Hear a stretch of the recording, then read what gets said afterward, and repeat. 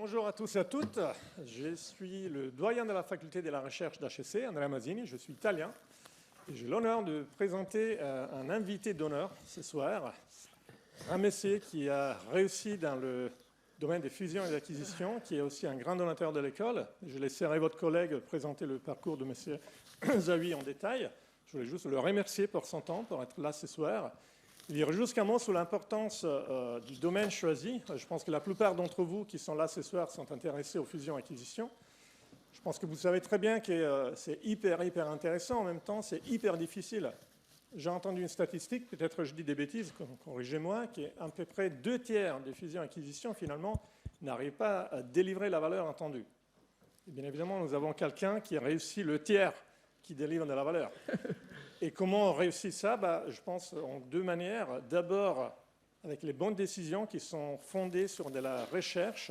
J'en profite pour parler du corps professoral d'HEC dont vous profitez, qui tous les jours pousse vraiment les frontières de la connaissance. Et deuxièmement, avec une expertise, une connaissance pratique et parfois un savoir-faire, un savoir-être. Et je sais que souvent, les fusions-acquisitions, c'est aussi une rencontre entre deux cultures différentes, encore plus difficile quand ça concerne deux pays différents. Et donc avoir quelqu'un qui a vécu dans plusieurs pays, qui est multiculturel, va vous donner aussi les clés pour la réussite de ce point de vue-là. Donc encore une fois, 1000 fois merci pour être là ce soir, 1000 fois merci Yoel pour être là avec nous. Et je pense que je suis de loin la personne moins importante ici, et donc je ne voudrais pas voler le temps à notre invité. Donc merci beaucoup, et merci bien sûr aux collègues pour l'organisation de la session. Merci beaucoup.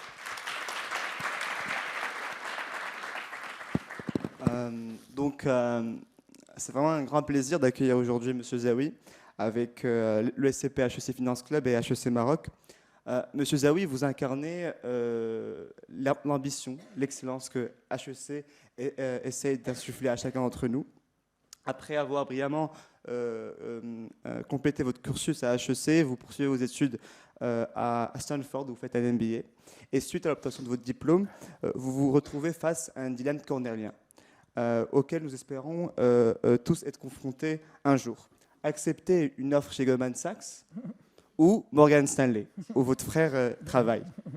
Vous optez finalement pour Goldman Sachs, lançant ainsi une carrière qui vous a souvent amené à croiser, voire rivaliser avec votre frère. Vous débutez donc à Goldman Sachs à New York en 1988, puis vous êtes envoyé à Londres où vous devenez partenaire, puis responsable européen de la banque d'investissement, puis responsable mondial du M&A chez Goldman Sachs. En 2008, vous devenez même le premier Européen à entrer au comité de direction de Goldman Sachs. Pendant ce temps-là, vous participez aux plus grands deals qui façonnent l'économie européenne et même mondiale, parfois aux côtés de votre frère, parfois en opposition. Parmi les transactions notables figurent l'OPA de Total sur Elf, l'acquisition de Mittal par Arcelor, le conseil de Sanofi dans son acquisition d'Aventis, l'acquisition aussi de plusieurs autres entreprises. Bref, vous êtes partout. Cependant, en 2012, à 51 ans, alors au sommet de votre carrière, vous annoncez votre démission. Cette annonce a été accueillie avec surprise. Vous recevez les éloges de l'industrie. Vous êtes même salué par Goldman Sachs pour vos 24 années de service exceptionnels. Mais moins d'un an plus tard, surprise, vous êtes de retour et vous fondez Zawi & Co. avec votre frère, Michael Zawi, qui n'est plus votre concurrent, mais votre associé. Certains diront que recruter Zawi & Co. Comme banque d'affaires, c'était l'assurance de ne pas retrouver un Zawi en face, ce qui pouvait s'avérer très coûteux parfois. Mais moins de 2 ans après la création de Zawi & Co., le volume des transactions atteint plus de 150 milliards de dollars, marquant des deals majeurs qui ont continué à définir le marché européen et mondial. Ces deals incluent l'augmentation de capital de 3 milliards d'euros par PSA, le rachat de 8% de capital de L'Oréal par Nestlé, la fusion de Lafarge-Holcim, et j'en passe. Tout cela a été réalisé avec des équipes qui ne sont pas aussi grandes que les grandes banques d'affaires, et vous avez réussi à concurrencer ces grandes banques avec des moyens qui ne sont pas les mêmes. Donc nous sommes très honorés et heureux de vous écouter, de recevoir vos conseils aujourd'hui, et d'en apprendre davantage sur vos stratégies qui ont mené à votre succès. Donc nous vous remercions pour votre présence aujourd'hui et je suis sûr que cette conférence nous inspirera tous. Merci. Merci beaucoup. Merci beaucoup et merci beaucoup de m'avoir invité. Je suis très content d'être ici. Ça me rappelle des souvenirs parce que moi je suis HEC 1982. Donc vous voyez, ça me rajeunit pas. En tout cas, merci beaucoup de m'avoir invité. Donc, justement, vous parlez de vos souvenirs d'HEC. Quels sont les souvenirs que vous avez maintenant en revenant sur le campus? J'ai un souvenir d'abord d'un très beau campus. Il n'y avait pas autant de construction que ça. Il n'y avait presque que l'école, c'est ce qu'on disait tout à l'heure en discussion. Il n'y avait pas tous les programmes adjacents. Donc c'était très concentré sur la grande école, sur le concours. On n'allait pas beaucoup à Paris, on restait beaucoup là. Je me suis fait énormément d'amis. Enfin, j'ai un très très bon souvenir. La guerre pour trouver les stages. À l'époque, on avait un stage entre la première et la deuxième année, ensuite entre la deuxième et la troisième année. Et par contre, une certaine facilité à trouver des jobs après, qui, je crois, reste importante pour l'école et qui marque quand même la qualité. Donc, j'ai un excellent souvenir de l'école et j'ai gardé de très bons amis. Super. Donc, après HEC, vous faites un MBA à Stanford et vous commencez à Goldman Sachs en... Alors, après HEC, je suis allé à Arthur Andersen, qui est une boîte qui a volé en éclats depuis, mais qui, à l'époque, donc c'était une société d'audit, qui était une très bonne formation. Donc, je suis resté 3 ans. Ensuite, je suis parti à Stanford faire un MBA. Et ensuite, en 88, je suis rentré à Goldman Sachs, d'abord 2 ans à New York, et ensuite, je suis venu à Londres en 90. Okay. Est-ce que vous pouvez nous décrire justement l'atmosphère, la culture de travail de Goldman Sachs dans les années 80 à New York, et comment ces éléments ont influencé votre parcours?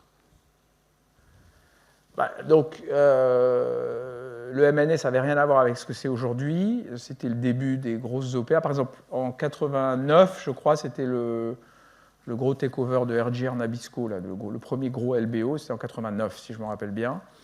Donc, il y avait encore des sociétés comme Drexel, Burnham qui existaient. Vous connaissez peut-être probablement même pas le nom.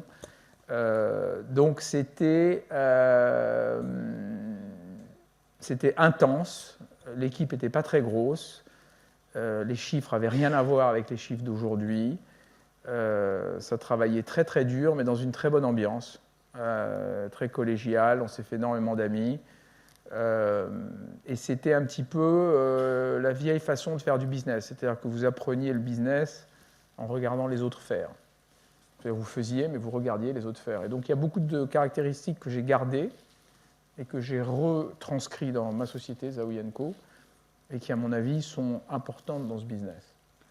Quels enseignements vous pouvez partager avec les étudiants sur Goldman Sachs, ce que vous avez appris là-bas? D'abord, c'est un métier d'expérience. Donc, il faut en avoir fait beaucoup. C'est comme un chirurgien qui a opéré 30 cœurs. Il est moins bon que celui qui en a fait 100. Parce que les 70 de différence, ils ont trouvé des choses un peu particulières. Et donc, c'est pas pareil. Donc, c'est un métier d'expérience. Et l'expérience, vous ne pouvez pas l'accélérer dans le temps. Vous pouvez avoir un peu plus de chance d'un autre parce que vous avez fait plus de deals, parce que vous avez eu de la chance d'être dans des périodes plus fastes. Mais l'expérience, c'est quelque chose qui s'accumule avec le temps. Donc, il faut être patient. En M&A, ce n'est pas un métier de rush, ce n'est pas un métier de trading, c'est un métier de patience. C'est un métier de gros travail, c'est-à-dire qu'il faut être très disponible, etc. Enfin, vous connaissez tout ça en termes de lifestyle, etc. Il faut être prêt à faire pas mal de sacrifices. Et puis, c'est un métier d'observation et d'écoute, c'est-à-dire qu'il faut voir comment se font les choses, comment les gens qui sont plus seniors que vous, qui sont plus expérimentés, font ou traitent des sujets, et comment tout ça. Je me rappelle à New York, donc moi, je venais de rentrer, donc je ne connaissais absolument rien au truc. Et il y avait un partenaire très senior, qui, à chaque fois qu'il avait un call, il faisait comme ça, là, à tout le monde, toute l'équipe. Donc, nous, on était là, il y avait une vitre, et puis nous, on travaillait dehors. Et donc, toute l'équipe du projet venait et nous faisait nous taire, mettait le speakerphone, et on l'écoutait parler au client avec toutes les questions que le client avait. Et je fais exactement ça avec mon équipe aujourd'hui. Et je peux vous dire que vous apprenez plus ça que dans n'importe quel... parce que toutes les questions difficiles sont posées, vous voyez comment il répond pas, comment il angle le truc, comment il positionne la boîte. Enfin, c'était très intéressant. Et j'ai appris énormément de justement observer comment il traitait les affaires. Comprendre que les soft skills, savoir parler au client, comprendre comment il pense, c'est très important. Skills, comment parler au client, comment ne pas être d'accord avec le client, sachant que c'est quand même un client, comment lui dire de ne pas faire ça alors que toute son équipe veut le faire, comment ne pas être d'accord avec des analyses que son équipe ont faites qui sont complètement fausses. Il y a quand même tout un certain nombre de trucs, mais comment amener le truc et comment positionner aussi la firme par rapport, c'est quand même un métier extraordinairement compétitif, donc il ne faut pas oublier que vous êtes toujours sur le qui-vive, sur savoir si vous n'allez pas avoir un autre concurrent, etc. etc. Donc c'est un équilibre délicat, et c'est vrai qu'en regardant, vous apprenez énormément. Moi, en tout cas, j'ai appris énormément comme ça. Justement, donc, vous êtes né au Maroc, vous avez grandi en Italie et en France, vous avez travaillé aux États-Unis et en Angleterre. Vous dites que ce n'est pas important de parler plusieurs langues, mais c'est important de savoir comment les gens pensent. Donc comment vous appliquez ça justement dans votre travail? Vous avez parlé des négociations, comment vous faites pour justement essayer de comprendre comment les gens pensent? Il faut comprendre, bon, si vous parlez les langues, c'est beaucoup mieux. Moi, il se trouve que je parle anglais et italien, donc ça aide un petit peu, j'ai pas mal fait en Italie. Si vous comprenez les cultures, les façons de faire, comment s'organisent des discussions dans un conseil d'administration italien, c'est pas la même chose que dans un français, dans un suisse, etc. Il faut comprendre tout ça pour pouvoir... Un deal, c'est extrêmement compliqué. C'est un peu miraculeux ce que je dis, un deal, parce qu'un deal, ce n'est pas que le prix. Un deal, c'est 150 000 sujets qu'il faut résoudre. Donc la probabilité que vous ne mettez pas d'accord sur 150 000 sujets est très élevée. D'accord ? Donc la probabilité d'échec est extrêmement élevée. D'accord ? Donc si la probabilité d'échec est extrêmement élevée sur plein de choses, là je travaille par exemple sur un deal depuis 1 an qui est à 1 cm, et à chaque fois ils arrêtent, ils repartent, on n'en sort pas. Donc c'est extrêmement délicat. Et donc si vous comprenez bien comment ça fonctionne dans tel pays, dans tel autre pays, si vous connaissez tel administrateur, si vous savez comment ça va réagir, si vous connaissez les dynamiques internes, etc., ça ne peut qu'aider au bon déroulement de l'opération. Mais encore une fois, c'est très très difficile de sortir un gros deal.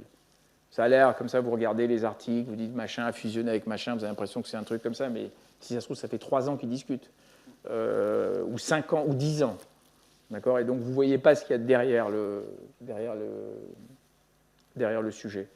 Et donc, effectivement, comprendre mieux comment réagissent différentes personnes est utile. Pas suffisant, mais c'est utile.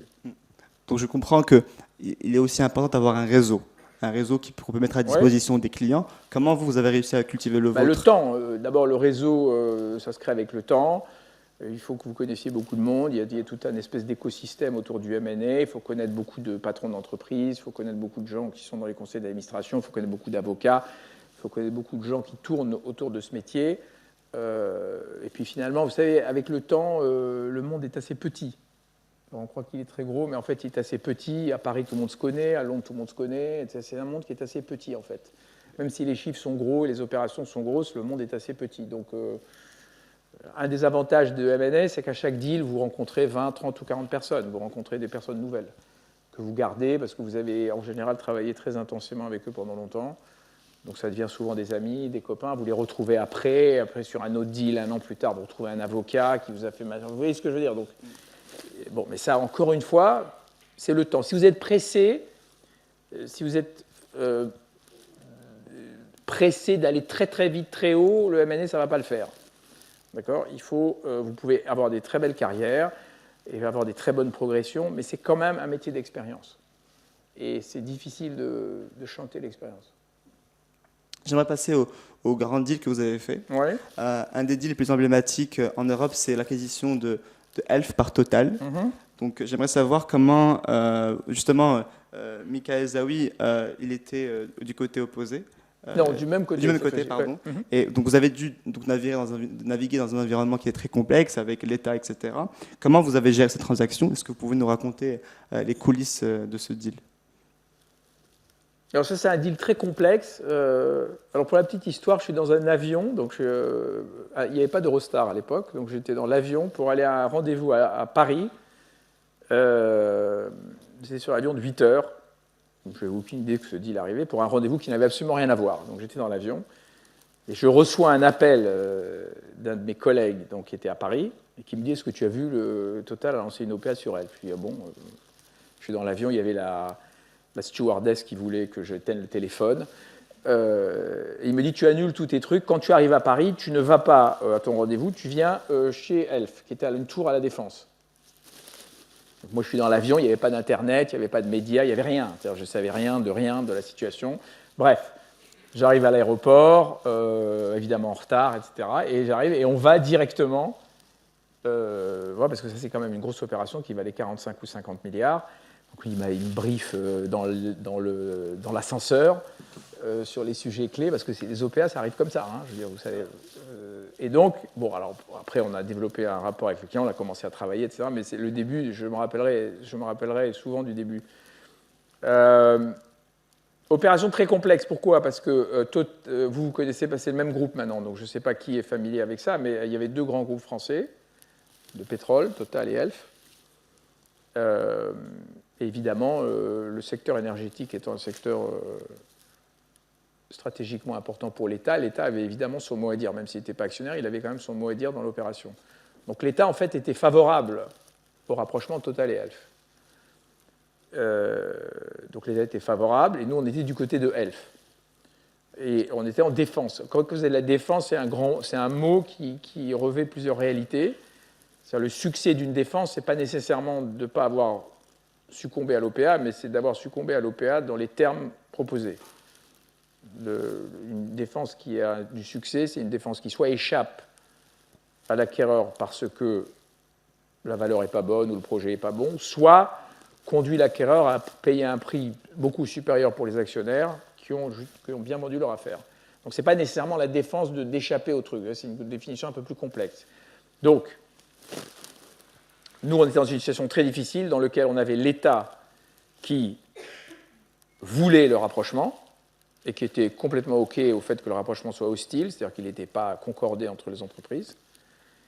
Et la conséquence de ça, c'était que de faire venir quelqu'un d'autre, par exemple, un autre acheteur, n'était pas du tout souhaité par l'État. Parce qu'une autre défense, pardon, j'ai oublié, c'est qu'au lieu de... Parce que vous dites, le type m'a agressé, on n'a pas parlé de projet industriel ensemble, c'est hostile, moi je préfère faire un deal avec BP, ou avec Shell, ou avec je ne sais pas qui. Et ça, c'était impossible pour nous, parce que l'État français ne l'aurait jamais autorisé. Donc il y avait des partis il y avait des candidats qui étaient intéressés, mais ça n'aurait jamais pu passer. Donc on avait une situation difficile dans laquelle le prix n'était pas terrible, le deal était hostile et il n'y avait pas nécessairement d'autres alternatives. Donc ça, c'est une situation de défense complexe, parce que vous n'avez pas beaucoup de marge de manœuvre. Il faut quand même qu'on sorte quelque chose. Donc, et ça, c'est mon frère et moi on était conseils, parce que lui était chez Morgan Stanley et moi et Goldman. Et donc, j'avoue qu'on a beaucoup cogité, on était dans une situation très difficile, parce qu'entre-temps, le calendrier, enfin, on ne va pas rentrer dans la technique, mais le calendrier de l'OPA avance, il y avait quand même une prime sur le cours de bourse, donc l'actionnaire voulait apporter, etc. Donc on était dans une spirale dans laquelle on n'était pas bien. Et alors, à un moment, dans un truc, on s'est dit, bon, écoute, c'est simple, de toute façon, on ne va pas pouvoir amener d'offres tiers, et on ne va pas pouvoir leur faire augmenter le prix comme ça, parce qu'ils vont dire, pourquoi je vais augmenter le prix? Donc on va balancer une offre sur eux. D'accord? Ça ne s'était jamais fait en France. Donc on a sorti ce truc-là, dont tout le monde a pensé. On a dit on va foutre le bazar dans le truc, et on va créer une telle confusion, à travers une technique particulière, on va créer une telle confusion qu'ils vont être obligés de venir à table, et quand ils vont venir à la table, on va négocier un deal qui est meilleur que celui qu'ils ont proposé. Et ça avait fait une bombe à Paris, vous êtes trop jeune pour savoir ça. Donc nous, on a sorti deux trucs. En fait, on a sorti une contre-OPA sur l'acheteur, pour acheter Total. Ce qui s'appelle le Pac-Man, vous savez, le petit jeu du Pac-Man truc. Donc ça s'appelle la stratégie du Pac-Man. Donc on a lancé une OPA sur eux, et dans lequel on avait aussi proposé un projet industriel différent, dans lequel on avait proposé une scission des activités de chimie que Elf n'avait pas proposé dans le buyout, parce qu'on considérait que la scission de la chimie créait de la valeur, etc., etc. Donc on avait créé toute une usine à gaz pour justement mettre l'acquéreur en difficulté, ou dans une position de meilleure négociation que celle qu'on avait à l'origine. Mais ça n'a pas loupé, on s'est assis, et puis on a négocié un prix supérieur, le prix a augmenté de 15%. Donc voilà, ça c'est une bonne défense. C'est une bonne défense parce que vous avez obtenu un résultat qui est matériellement meilleur, vous n'aviez pas vraiment d'option, et vous avez l'État contre vous. Je peux vous dire, quand vous avez l'État contre vous en France sur un dossier pétrolier, vous pouvez vous lever tôt pour trouver une solution. Donc voilà une solution financière, créative, qui fait partie de notre métier. Donc là, vous étiez avec votre frère. Quelques années plus tard, vous vous retrouvez contre lui. Ouais. Dans l'acquisition dans l'OPA hostile de Mittal sur Arcelor, vous conseillez Mittal, il conseille Arcelor. Comment on fait quand on se bat contre son propre frère? Comment vous faites quand c'est votre opposant, vous, à Déjà, Goldman dans Sachs? une opération hostile, il n'y a pratiquement pas de contact entre la cible et l'acquéreur. D'accord? Donc là, c'est une bataille qui a duré 6 mois, dans laquelle la négociation finale elle a duré 1 semaine à la fin. Mais dans lequel, pendant les 25 semaines avant, chacun, c'est de la guerre de tranchées, tactique, de moves stratégiques, etc., sur lequel vous n'êtes pas nécessairement informé, vous n'êtes par définition pas informé de ce qui se passe, ou vous ne pouvez parler à l'autre côté que si votre client vous autorise à le faire pour des raisons X ou Y. Donc en fait, on avait très peu de dialogue, sauf à la fin où on a négocié le Yalta final. D'accord?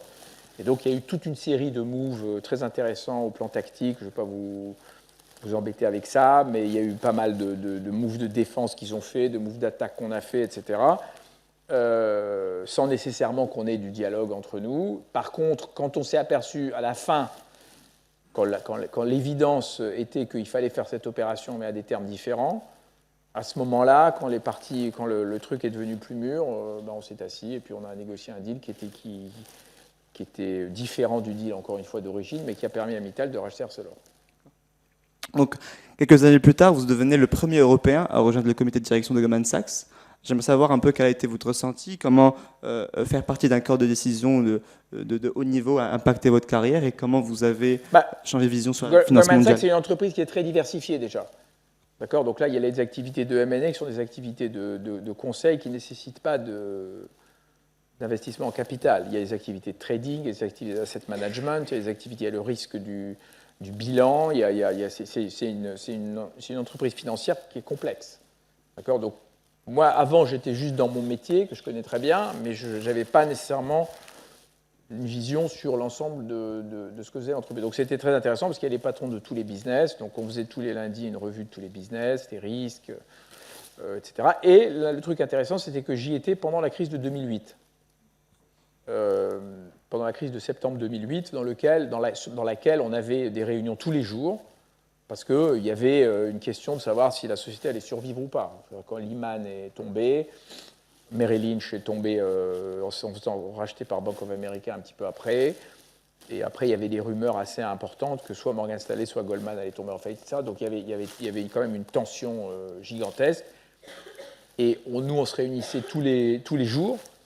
Et donc le patron de l'époque, Lloyd Blankfein, était vraiment au milieu de la tourmente pour essayer de sortir, ce qu'il a fait d'ailleurs de façon assez brillante, pour sortir la société de cette situation-là. Qu'est-ce que vous avez appris de Lloyd Blankfein, le président le CEO de Goldman Sachs? Déjà, il vient d'un métier qui est très différent du mien. C'est-à-dire que lui, c'est un trader. D'accord? Donc il vient du côté des marchés. Moi, je ne viens pas du côté des marchés. Donc déjà, il y a tout cet éclairage-là. Et c'est quelqu'un d'extrêmement intelligent, extrêmement intuitif, et qui a une très très bonne notion du risque. Parce que le risque en M&A, c'est le risque de ne pas faire une opération, mais il n'implique pas beaucoup de capital. Le capital, c'est les salaires des gens, etc. Mais ce n'est pas un business qui est capital intensive, le M&A. Les métiers de trading sont des métiers qui sont très capital intensive, donc qui ont besoin d'énormément de capitaux, et où les risques ne sont pas du tout les mêmes.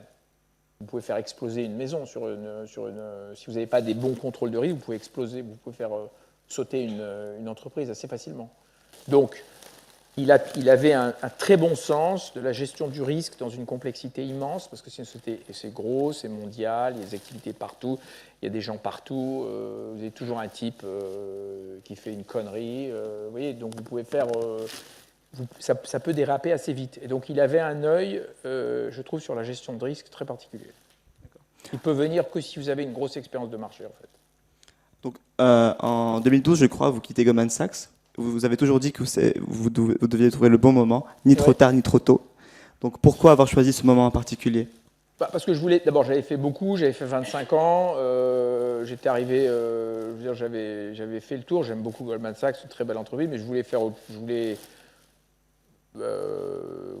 quelque chose d'autre, je voulais éventuellement créer ma propre entreprise, avoir plus de liberté, vous voyez, et donc voilà, donc je me suis dit, soit je peux rester, soit je m'en vais, j'ai encore le temps, soit je m'en vais et je crée quelque chose d'autre. Je pense que c'est mieux quand vous regardez en arrière, quand vous avez 70 ou 80 ans, d'avoir fait peut-être une ou deux choses, peut-être deux, trois plutôt qu'une, et d'avoir essayé de faire quelque chose de différent. Donc voilà, Et c'est aussi simple que ça.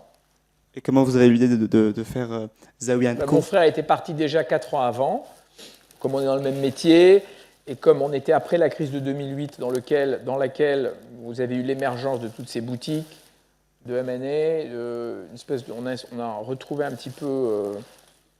Enfin, on peut parler de la structure du marché du M&A, mais vous avez en gros soit les grandes banques qui sont intégrées donc avec des opérations de financement, etc., soit des boutiques de M&A qui sont uniquement spécialisées dans le M&A. Et c'est vrai que depuis 2008, vous avez eu une grosse prise de part de marché par tout ce groupe, parce que les clients sont revenus à des choses d'avant, c'est-à-dire qu'ils aiment bien la confidentialité, ils aiment bien dealer avec des petites structures, ils aiment bien dealer avec des gens qui ont beaucoup d'expérience, ils aiment bien dealer vous voyez, de façon un petit peu confidentielle quand ils ont des projets importants. Donc on a saisi un petit peu cette tendance de marché, et puis voilà, puis on voulait changer un peu de vie, quoi.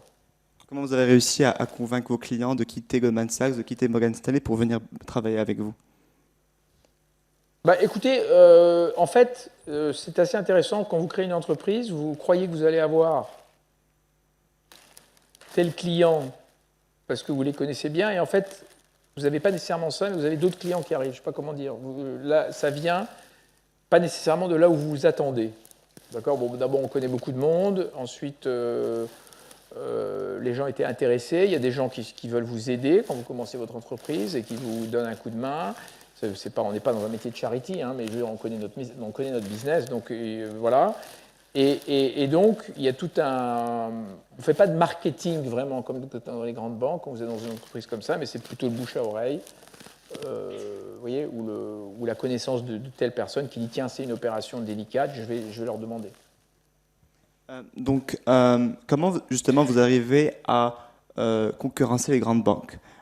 Comment vous arrivez à mettre des stratégies, puisque en 2 ans, vous avez réalisé 150 milliards de dollars de volume de transactions après la création? Comment vous arrivez à faire ça?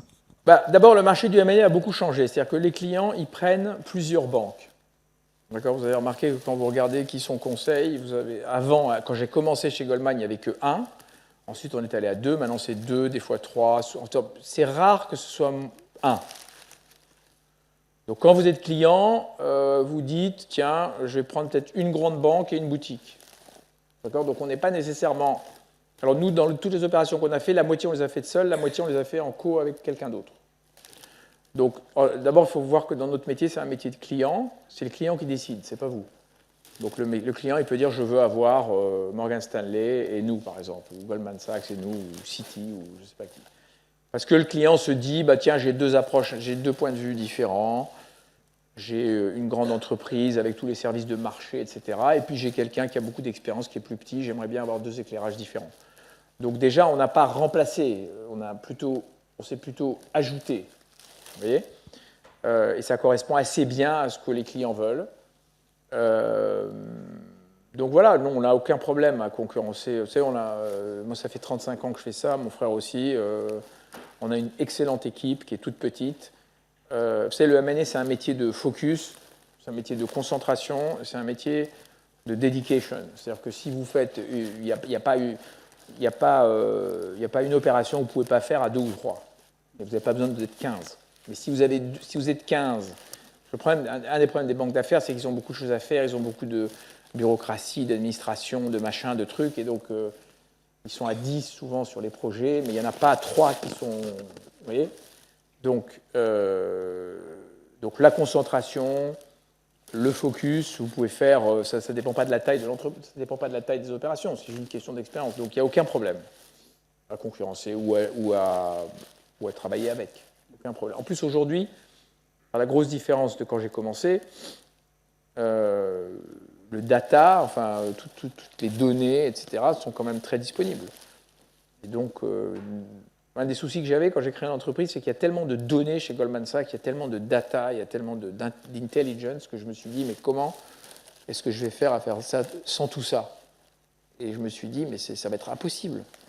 Et en fait, je m'étais complètement trompé. Moi, j'ai une équipe, je vous dis, quinzaine de personnes, ils sortent des trucs qui sont vraiment étonnants.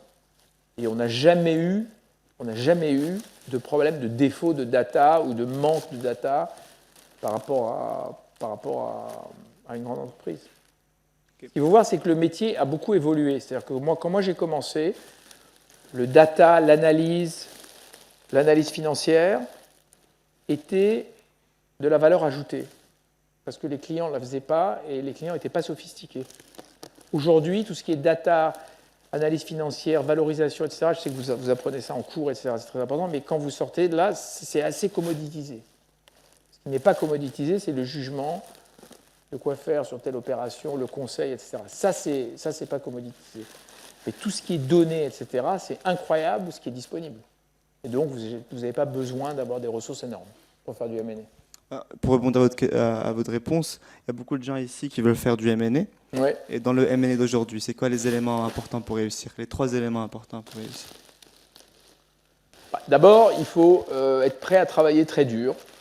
Ça, je ne pense pas que ça a changé. Malgré l'émergence du data, etc., et la disponibilité de données qui est beaucoup plus facile qu'avant, c'est un métier où il y a beaucoup de travail imprévisible. Le client, il appelle jeudi, le meeting, il est lundi, vous devez partir en week-end demain, vous annulez le week-end. Il n'y a pas de discussion. Vous n'êtes pas content. Moi, j'ai annulé 5 ans de vacances et 300 week-ends. Okay, c'est comme ça. Donc, on essaye de ne pas le faire. C'est pas toujours le cas, etc. Mais c'est un métier qui est imprévisible et où il y a une grosse intensité de travail.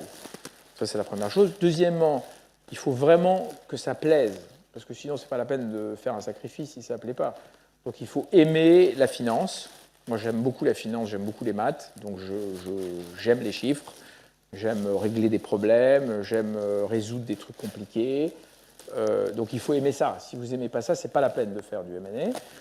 Et troisièmement, il faut avoir une certaine humilité. C'est-à-dire qu'il faut travailler en équipe. Il faut savoir apprendre des autres, il faut avoir un côté...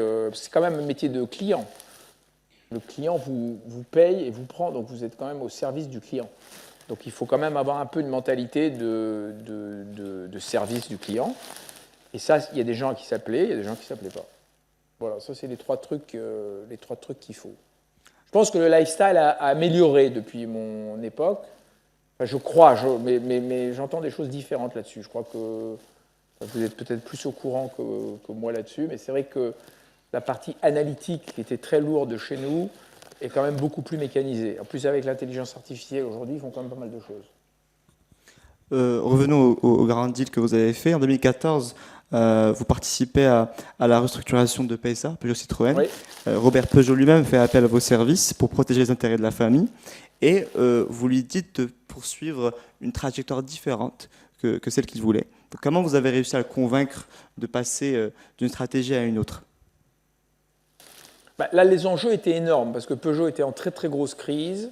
La famille avait 28% du capital et il y avait potentiellement un risque de faillite. Vous voyez comment les choses peuvent tourner, hein. Aujourd'hui, Stellantis, ça vaut 90 milliards.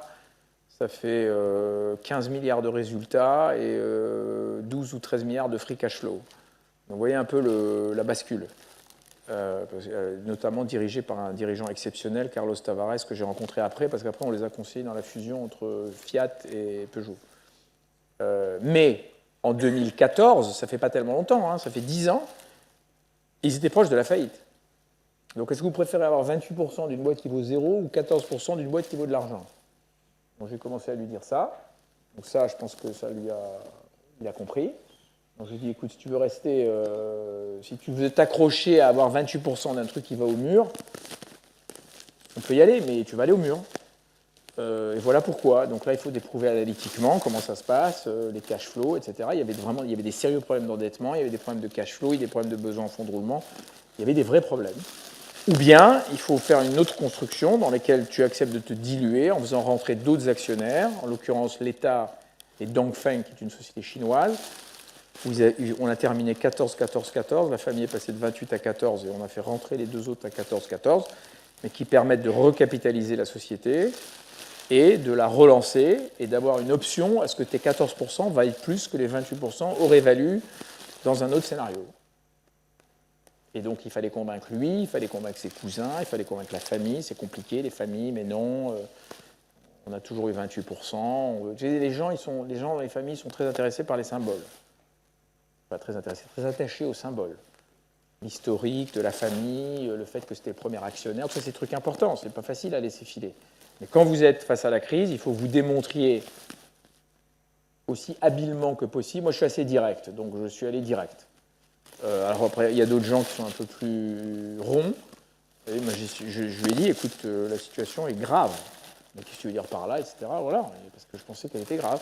Et finalement, on a réussi, ce qui n'était pas évident, à faire rentrer le Chinois et les trucs qui ont fait un super deal, parce qu'ils sont évidemment rentrés à des conditions favorables.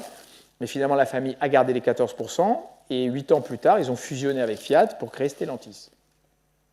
Il y avait la famille gagné 70 millions de dividendes quand la société allait bien, mais avant la crise, et aujourd'hui, elle en a 450. Donc voilà, donc ça c'est un turnaround qui s'est bien fait parce que l'actionnaire a montré une flexibilité et a montré une compréhension du fait que s'accrocher à des, je ne veux pas dire des symboles, mais à des choses historiques qui sont plus d'actualité, peut emmener une entreprise au mur.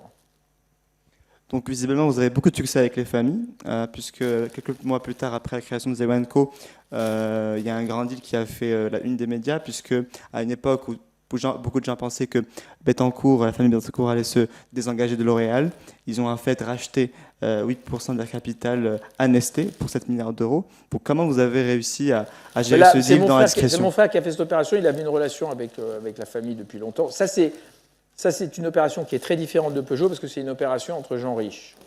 D'accord ? Parce que L'Oréal, ils sont riches, Bettencourt, ils sont riches, et Nestlé, ils sont riches. Donc quand vous avez ça, il y a beaucoup moins de pression de société qui est un risque. D'accord ? Et donc là, c'était un réaménagement des participations qui était dû à toute une série de facteurs. C'était une opération assez intéressante. Ils sont toujours au capital. Mais c'était une opération qui ne mettait pas... il n'y avait pas de péril. Vous voyez ce que je veux dire ? Dans le M&A, vous avez du M&A de conquête et puis vous avez du M&A de défense. Où les sociétés sont vraiment en péril et sont obligées de fusionner. Par contre, vous en avez où les sociétés le font en position de force.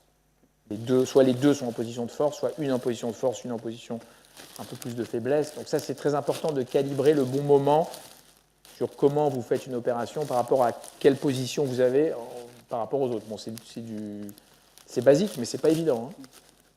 Donc, vous avez beaucoup de succès visiblement. Et est-ce qu'il y a des moments difficiles ou bien une crise que vous pouvez partager avec nous? La crise de 2008, c'était une crise de survie de l'entreprise dans laquelle j'étais. Donc on est tous associés, on est tous actionnaires, et on peut se retrouver à zéro. Moi, j'ai beaucoup d'amis qui étaient chez Lehman Brothers, qui ont travaillé pendant 30 ans et qui se sont retrouvés avec zéro.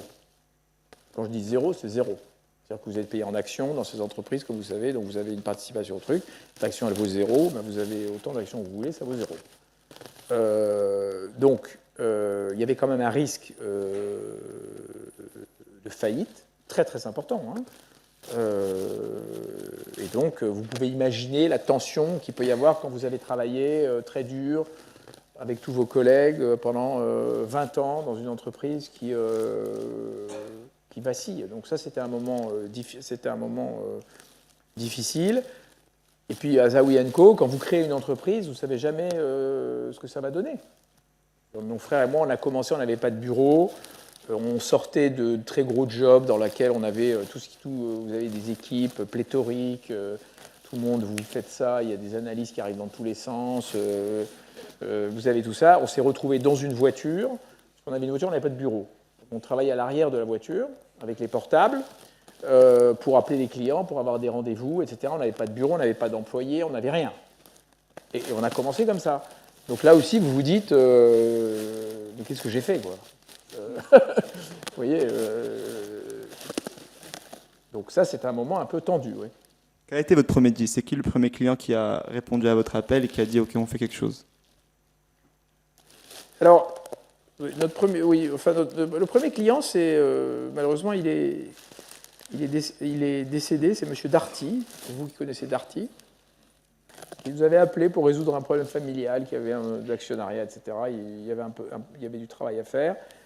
Donc on l'a remercié, il nous l'a. Et ensuite, tout de suite après, il y a eu Peugeot et L'Oréal en même temps, les deux que vous avez cités.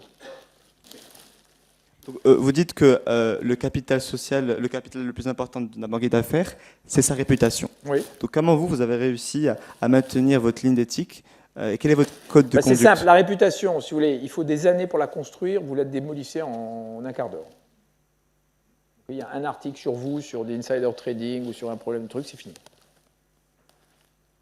C'est pas que c'est terminé. Personne ne veut plus dealer avec vous, etc. Donc, il faut être extrêmement... Je dis insider trading comme un des sujets qui peut affecter une réputation. Ça peut être... vous comportez mal sur les deals. Comme je disais tout à l'heure, c'est un monde assez petit, tout le monde vous connaît, les avocats vous connaissent, le machin. Ah ben non, celui-là, c'est pas sérieux, il raconte que des salades, il faut pas avoir... Ça va vite, hein, la réputation. Donc, il faut faire extrêmement attention à la préserver parce que vous la perdez extraordinairement rapidement. Et c'est vrai que la phase de reconstruction de réputation dans un métier comme le M&A, c'est très difficile. Puisque c'est basé sur la réputation et la confiance, c'est extrêmement difficile. Si vous avez une mauvaise réputation, mais que vous êtes un excellent investisseur dans les marchés, bon, et que vous savez bien trader avec votre écran, personne ne va vous... Vous voyez, vous pouvez continuer à faire ça. D'accord ? Mais si vous êtes embauché par des gens qui vous font confiance pour faire des grosses opérations, où vous devez faire des présentations au conseil d'administration, vous devez avoir une crédibilité pour faire un certain nombre de choses, etc., vous ne pouvez pas le faire si vous n'avez pas une bonne réputation. Donc comment ? D'abord, il faut toujours être extrêmement éthique. S'il y a une ligne jaune, il ne faut pas être tout proche, il faut être loin. Vous savez, la ligne jaune, la fameuse ligne jaune où on prend un risque. Ah, je suis bon, mais je suis du bon côté. Non, ce n'est pas assez bon. Autrement dit, le test, c'est si l'article, si ce que vous faites sort sur un article de presse, est-ce que vous êtes OK avec ce qui est écrit ? Ça, c'est un bon test. Vous voyez ce que je veux dire ? C'est-à-dire que si vous êtes trop borderline sur ce que vous faites, et s'il y avait un article de presse qui le décrivait, vous ne seriez pas très à l'aise. Et bien ça, enfin nous, c'est ce qu'on a fait, mon frère et moi, on est très loin de ça. Parce que le risque de ça est disproportionné. C'est comme le Black Swan Event en finance. Vous apprenez ça, c'est-à-dire que les trucs very, very low risk, huge consequences. Vous regardez, si vous voyez l'histoire de la finance, ils se sont toujours matérialisés. Donc le very, very low risk, il n'est pas si very, very low risk que ça. D'accord ? Et donc, le trade-off entre risk-reward, il est tel que ça ne vaut pas la peine.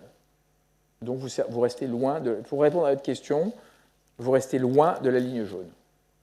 Et la ligne jaune, ça peut être plein de choses. Hein. Ça peut être le comportement, ça peut être le conseil que vous donnez, ça peut être un produit financier un peu véreux, ça peut être des sujets fiscaux, ça peut être des problèmes juridiques, ça peut être des problèmes d'insider trading, de trading, ça peut être 50 000 trucs. Donc il faut rester loin. Et nous, on a toujours... c'est-à-dire que, ou bien travailler pour des clients douteux. Il peut être très lucratif. Hein. Il peut être très lucratif. Le type... Au contraire, ça peut être souvent plus lucratif que les autres clients, parce qu'ils ont plus besoin de vous, et donc ils sont prêts à payer encore plus. Et bien la réponse, c'est non. Parce que vous pouvez éventuellement vous en sortir, mais le risque qu'il y ait un problème derrière et qui vous foute en l'air toute votre réputation est tellement important que ça ne vaut pas la peine. Justement, vous maintenez une discrétion sur vos activités, sur vos deals, puisque voilà, le métier de M&A, c'est important d'être discret. Mais comment vous choisissez vos clients, justement ? Vous êtes très Comment vous choisissez vos clients ? Vous êtes très sélectif dans les clients que vous choisissez. Comment vous faites ? C'est quoi les critères qui sont importants pour vous ? Enfin, on est quand même dans un business. Hein, donc, le client qui veut faire un deal et qui est bien, je le fais. Hein. Okay, donc, c'est un métier, alors je répète tout ce que je disais tout à l'heure, c'est un métier ultra concurrentiel. Ultra concurrentiel. Regardez la concurrence qu'il y a dans ce métier. Il y a 3-4 catégories dans ce métier. Il y a les banques de M&A qui ont leur ADN en M&A. Goldman Sachs, Morgan Stanley. Catégorie 1. Catégorie 2, vous avez toutes les banques qui ont commencé par le commercial banking, qui sont allées vers l'investment banking. D'accord ? JP Morgan, Citi, BOV, Société Générale, BNP Paribas, Unicredito, voilà. Vous avez cette deuxième catégorie qui veulent faire du M&A. Troisième catégorie, vous avez les boutiques qui sont des grosses boutiques, Lazard, Rothschild, Evercore, PJT, Centerview, etc., etc. Et quatrième, vous avez les épiciers comme nous, qui sommes donc petits. Il y en a quelques-uns comme nous, et qui basent ça sur la réputation personnelle, etc. Donc vous voyez, vous avez 4 grands groupes de... Si vous voulez structurer le marché du M&A, vous avez 4 grands... Donc quand un client appelle sur une belle opération, avant de dire non, je réfléchis 2 minutes. Hein. Donc pour répondre à votre question, si le deal est légitime, si le client a une bonne réputation, et s'il est sympathique, parfait. Il faut que ça soit sympathique, c'est important. Hein? Il faut que ça soit sympa. Écoutez, on n'a pas le même âge, ok? Quand vous avez travaillé 30 ans à Wall Street et que vous avez votre propre entreprise et que vous n'avez pas d'objectif de market share, on n'a aucun objectif de market share, vous privilégiez de travailler les gens que vous aimez bien. Oui? C'est important. C'est très important. Donc justement, par rapport au marché du M&A, quelles sont les principales tendances que vous observez en ce moment et comment vous voyez les 2 prochaines années en M&A? Les tendances. Déjà, il faut voir quelle sera l'évolution des taux d'intérêt, parce que là, c'est vrai qu'il y a un petit soubresaut qui constitue à penser que même les États-Unis pourraient monter les taux d'intérêt. J'avoue que j'ai du mal à voir ça, mais bon, c'est peut-être possible. Donc, il y a quand même cette grosse incertitude des taux d'intérêt. Point numéro 1. Point numéro 2, la géopolitique est quand même complexe, pour toutes les raisons que vous savez. Donc ça joue quand même à la marge. À l'inverse de ça, les sociétés sont riches, donc les balance sheets sont bien. Le stock market est haut. Contrairement à ce qu'on peut penser, le M&A il marche bien quand les marchés sont très hauts. Il marche moins bien quand les marchés sont bas. Les gens disent toujours, ah ben, on rachète, c'est moins cher. Bon, mais pas du tout, parce que quand c'est bas, c'est que ça va mal. Et quand c'est mal, vous n'avez pas envie de racheter, vous avez envie de faire le ménage chez vous. D'accord ? Donc le marché du M&A, c'est un marché qui est corrélé au S&P comme ça. La corrélation, elle n'est pas loin de 1. Donc le S&P, il est haut là, à 5000 et quelques, mais il y a les sujets que je vous dis. Ceci dit, quand vous regardez Q1 2004 sur Q1 2003, c'est quand même en hausse de 40 ou 50%. Le marché du M&A, bon, ça part d'un niveau relativement bas. Donc moi, je suis assez positif sur ce qui va se passer. En plus, l'Europe, il y a quand même l'Europe est complètement sous-optimisée en termes de M&A. C'est-à-dire que le nombre de deals qui devraient être faits dans pas mal d'industries reste encore très important. Et ils n'ont pas été faits. Et en plus, quand vous voyez toutes ces tendances d'intelligence artificielle, de pharmacie, etc., je pense que c'est un métier éminemment cyclique, mais je pense qu'on est en retournement par rapport au bas de cycle. Qui était probablement l'année dernière. Je crois. Et je peux me tromper.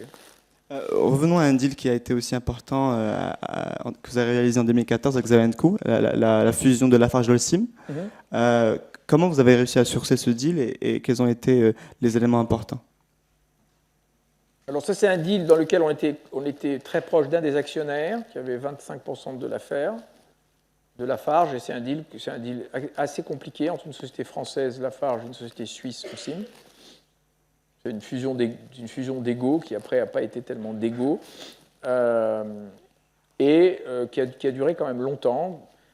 Ces fusions transnationales sont toujours très compliquées, parce que vous avez des sujets quand vous avez des sociétés à peu près de même taille qui fusionnent, en l'occurrence une était française et l'autre était suisse, vous avez beaucoup de sujets. Vous avez des sujets de savoir qui va faire l'offre sur qui, le siège va être à Paris ou va être à Zurich, est-ce que le patron ça va être celui-là ou ça va être celui-là,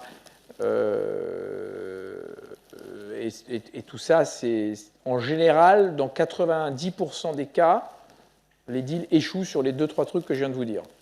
D'accord ? Donc, vous n'avez pas idée du nombre de deals qui existaient en théorie et qui ont échoué juste sur ce point-là. Donc, quand on dit que l'Europe s'est unie, etc., c'est du bullshit. D'accord ? Excusez-moi, mais voilà, c'est du bullshit total. Dans plein de secteurs, c'est impossible d'avoir une société. Alors, il y a Stellantis est un bon contre-exemple. C'était une société française, PSA. Société italienne FCA, ils sont allés en Hollande, ils ont créé Stellantis, ça a été un très bon succès. Mais ça reste quand même une exception. Et dans beaucoup de secteurs, aujourd'hui, c'est difficile de faire des fusions transfrontalières. Dans le secteur bancaire, par exemple, c'est très difficile de faire des fusions transfrontalières parce que vous ne savez pas qui va dominer. L'italien veut dominer par rapport au français, le français par rapport à l'italien, etc. Donc on a passé beaucoup de temps, on a trouvé une construction qui fonctionnait assez bien. Après, il y a eu pas mal de problèmes, on a dû renégocier l'opération, etc. Mais c'est un beau cas d'exemple d'une grosse opération de fusion transfrontalière. C'est extraordinairement compliqué. Hein. C'est pour ça que ces deals-là, les deals, ça prend entre... quand je disais tout à l'heure, il faut être patient, vous me demandiez ce qu'il faut pour être en M&A, il faut être patient. Hein. Lafarge-Holcim, on a bossé 18 mois dessus. Un deal de 6 mois, c'est court en Europe. Aux États-Unis, c'est un peu plus rapide. Mais en Europe, un deal de 6 mois, c'est court. Donc vous voyez, moi, il y a des opérations sur lesquelles je travaille depuis plus de 12 mois. Donc il faut avoir... C'est plus un marathon qu'un sprint. Hein. Azawa & Co, comment vous partagez les rôles avec Michael Zawi? Chacun a des relations différentes, donc on est complémentaires, chacun a ses relations. Souvent, de temps en temps, on travaille ensemble, si le client veut. Souvent, non, chacun a ses choses. Donc voilà, et puis on se parle sur les opérations pour se conseiller entre nous. Okay. Donc, pour revenir aux tendances du M&A, quels est pour vous les 3 secteurs qui vont générer le plus de volume? C'est difficile à dire. Enfin, les secteurs qui tirent sur la longueur sont tout le secteur de l'énergie, pour toutes les raisons que vous connaissez. En plus, c'est un très gros secteur. Tout ce qui est technologie, etc. aussi. Et tout ce qui est banque, assurance, asset management. Donc ça, entre ces 3 secteurs-là, vous avez couvert au moins 2 tiers du M&A. Parce que les sociétés sont grosses, parce que les enjeux sont importants. Alors maintenant, c'est la folie de l'intelligence artificielle. Donc, qu'est-ce que ça va créer comme type d'opération? D'ailleurs, c'est intéressant de savoir ce que l'intelligence artificielle va faire au M&A lui-même. Je ne sais pas, ça serait intéressant d'avoir une discussion là-dessus. De mon point de vue, j'espère que ça ne remplacera pas quand même l'expérience ou le jugement, etc., mais ça remplacera certainement toute la partie mécanique, d'analyse, de valorisation, etc. C'est sûr qu'il va y avoir énormément de développement là-dessus. Mais donc, comme l'intelligence artificielle est transversale, c'est-à-dire qu'elle s'applique à tous les secteurs de l'économie, c'est sûr que ça va créer, comme l'Internet l'avait fait à son époque, toute une série de fusions. Donc non, c'est un bon marché fondamentalement. C'est un bon marché parce qu'il y a trop d'entreprises dans trop de secteurs. Donc fondamentalement, c'est un bon marché qui est cyclique. Les cycles font à peu près 6-7 ans. Donc vous avez des espèces de grandes vagues comme ça. Mais ça revient. Super.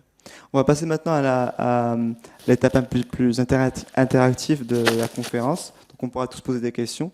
Ah ouais. Donc si vous avez des questions, je ne sais pas s'il y a un micro que quelqu'un peut distribuer. Sinon je passe le mien. Voilà.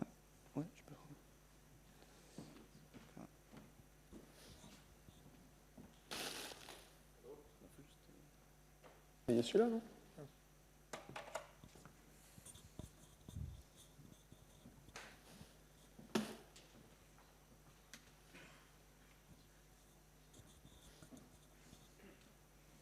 Ah, une question. Bonjour monsieur. Zawi. Bonjour.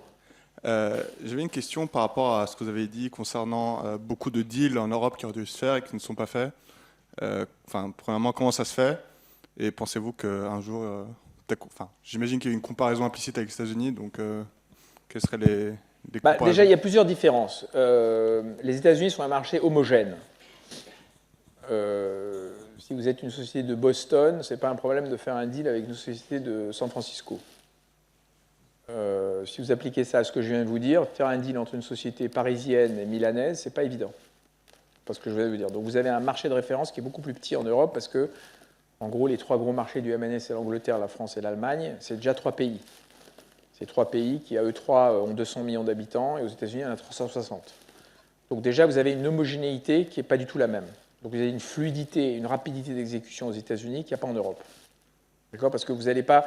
Le nombre de fusions que vous pouvez faire à l'intérieur d'un pays est limité. Vous regardez le CAC 40, tout a été presque fait, à part 1 ou 2 deals qui devraient se faire, qui ne se font pas pour toute une série de raisons. C'est fini, quoi, la consolidation. Et LVMH n'a rien à acheter en France. Vous voyez, c'est terminé. Et donc, à partir de ce moment-là, vous avez un marché de référence qui est beaucoup plus large et qui est beaucoup plus fluide. Ensuite, vous avez une question culturelle, qui est qu'aux États-Unis, c'est quand même le pays capitaliste par excellence, et donc le critère essentiel d'un deal, ça reste quand même le prix. Donc aux États-Unis, vous pouvez acheter n'importe quelle société si vous mettez le prix. En France, non. En Italie, encore moins. En Espagne, encore moins. En Allemagne, encore moins, etc. Donc c'est compliqué. Aux États-Unis, si vous avez une proposition économique qui est valable pour une entreprise qui vaut 10, 20, 30, 40, 50, 100 milliards de dollars, et si vous n'avez pas d'autres problèmes dont la liste est longue, vous avez une chance d'avoir le deal. En France, en Europe, si les politiques ne sont pas alignées, si la dynamique entre les pays n'est pas la bonne, si, etc., il n'y a pas de deal, même à un bon prix. Vous voyez ce que je veux dire? Donc, le fait qu'il y ait un critère objectif économique aux États-Unis simplifie quand même beaucoup le système et rend le système beaucoup plus fluide, avec beaucoup plus de liquidité dans le marché du M&A. Beaucoup plus qu'en Europe. Donc c'est pour ça que c'est plus compliqué. C'est pour ça que les banques américaines, en fait, ont gagné beaucoup d'argent en M&A aux États-Unis. Elles ont investi ce cash flow pour développer le business en Europe. Mais le business en Europe est souvent moins profitable, plus compliqué. Ça ne veut pas dire qu'il est moins intéressant pour les intervenants, mais il est plus compliqué. Ça répond à votre question?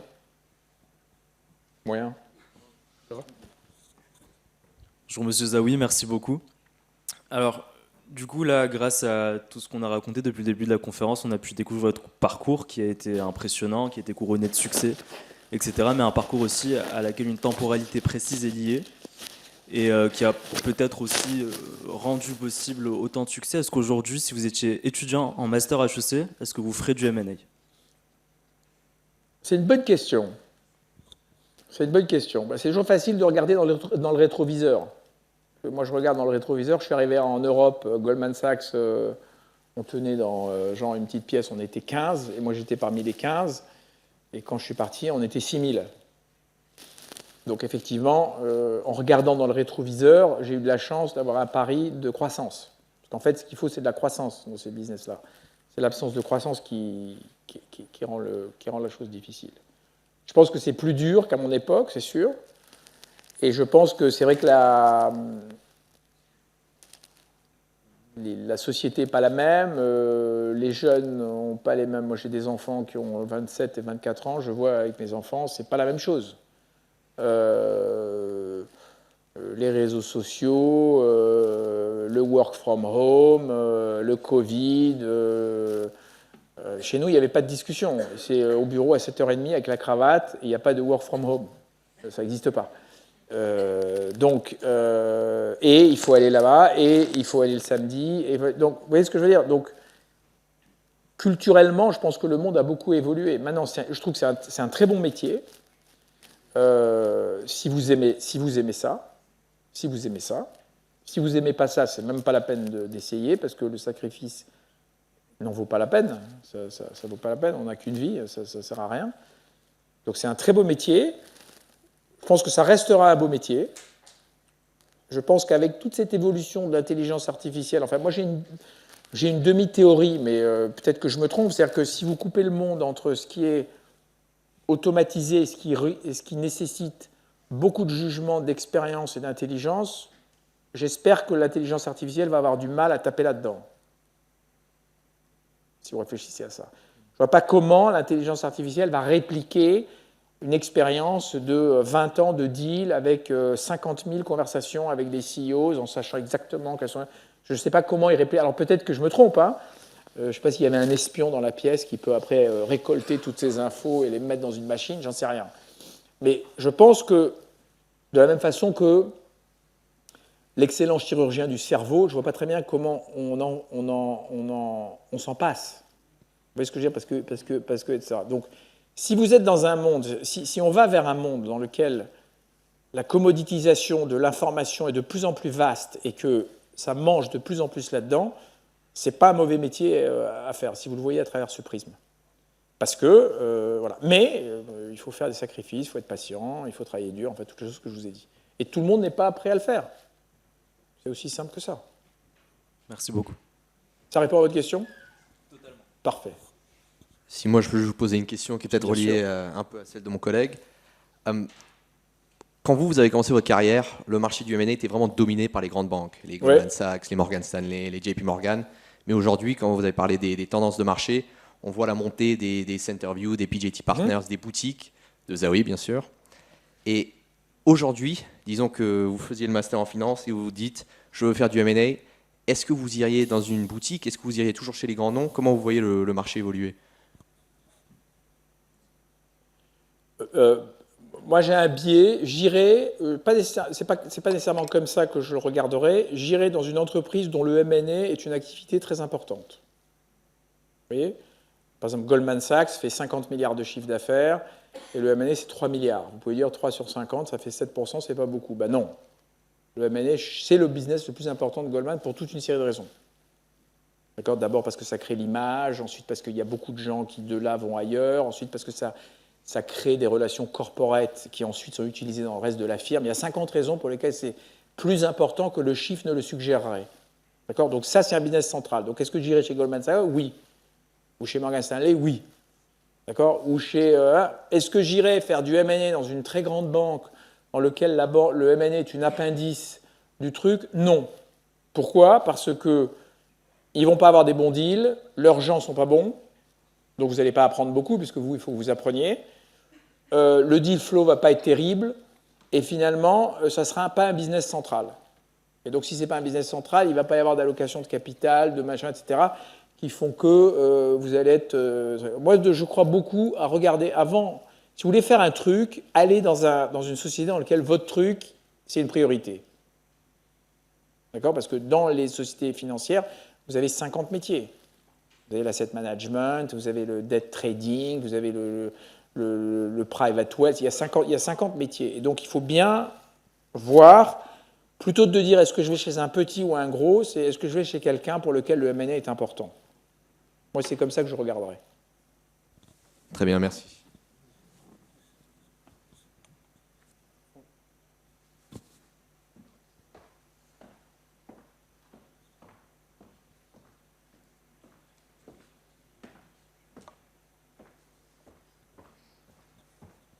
Ah.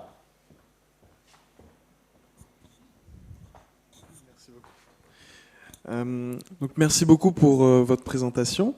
Moi j'avais une petite question. Vous avez beaucoup parlé d'attaque, de défense lors d'opérations de fusion-acquisition. Et comme j'aime bien la stratégie, est-ce que vous pourriez nous donner un exemple de partie d'échec assez intéressante que vous avez à laquelle vous auriez pu assister? En M&A, vous voulez dire? Oui, en M&A. Ouais. Il n'y a que ça. Donc, c'est difficile à expliquer parce que dans toute opération, vous avez beaucoup de tactiques. D'accord? Alors, il y a des tactiques de base. Vous offrez un prix qui n'est pas votre dernier prix, puis vous montez, mais ça, c'est comme acheter un appartement. Hein, c'est pas compliqué. Et puis ensuite, il y a des tactiques un peu plus sophistiquées. Parce que, encore une fois, un deal, c'est à plusieurs dimensions. Il n'y a pas que le prix, il y a plein de sujets dans un deal. Et donc, vous essayez de jouer sur tous les sujets. Une tactique courante, par exemple, c'est de jamais limiter les problèmes à un ou deux. Alors, vous créez un certain nombre de problèmes. Vous créez une liste de problèmes qui est supérieure à la vraie liste de problèmes pour pouvoir avoir plus de marge de négociation dans ce que vous allez traiter avec la partie d'en face. C'est des petites choses comme ça. Donc ça, c'est dans les deals amicaux. Dans les deals hostiles, c'est un peu plus compliqué parce que vous n'avez pas de contact avec l'autre côté. Alors, vous entendez plein de choses.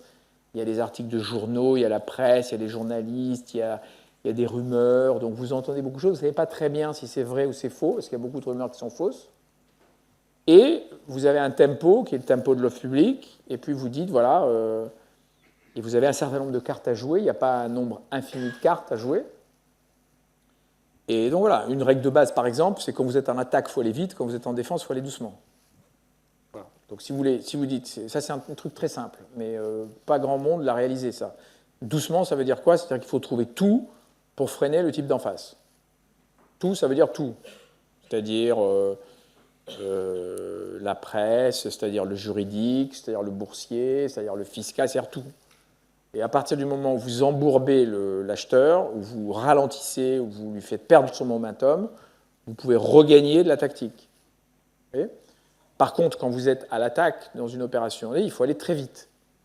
Où il faut essayer de limiter les moves possibles de la partie d'en face pour justement vous ralentir. Et l'opposé de ce que je viens de dire tout à l'heure. Donc voilà, ça c'est des principes de base. Alors après, quand on dit il faut vite, ça veut dire quoi? Ça veut dire plein de choses. C'est-à-dire qu'il faut avoir son financement qui est prêt, c'est-à-dire qu'il ne faut pas avoir de conditions suspensives au deal, c'est-à-dire qu'il faut avoir un deal qui est certain, c'est-à-dire qu'il faut avoir pré-négocié avec les autorités boursières pour ne pas avoir de conditions. Il y a toute une série de choses dans ça.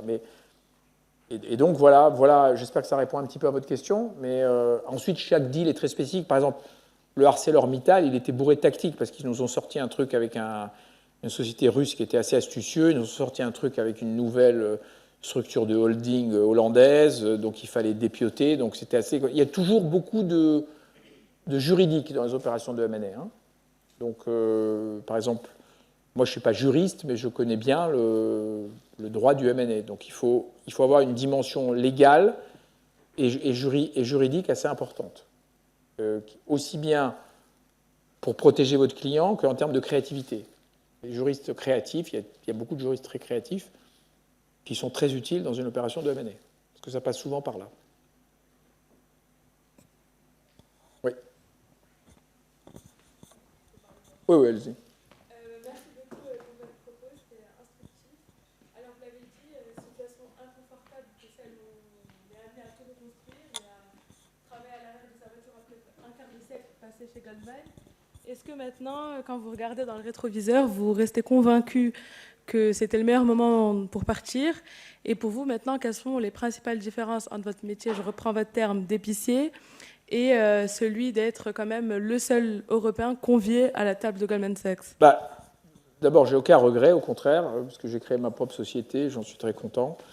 Et en plus, il y a une différence, c'est que quand un client nous prend aujourd'hui, il nous prend pour nous. Quand un client prend Goldman Sachs, il prend l'institution. Ce n'est pas du tout la même chose. Alors dans l'institution, il y a des gens qui sont très bons, etc. etc. Voilà, donc c'est la différence entre... vous savez, une grande entreprise, il y a un moment où... Moi, je suis resté 25 ans quand même, c'est long. Donc, il y a un moment où ça fait du bien de changer. Donc, non, je regrette absolument pas. Si c'est ça votre question. Oui, c'était ça essentiellement. Et quand bien même ça aurait échoué, je n'aurais pas regretté. Parce que vous pouvez toujours rebondir, vous pouvez toujours faire autre chose. Mais faire la même chose pendant 40 ans, ça fait long.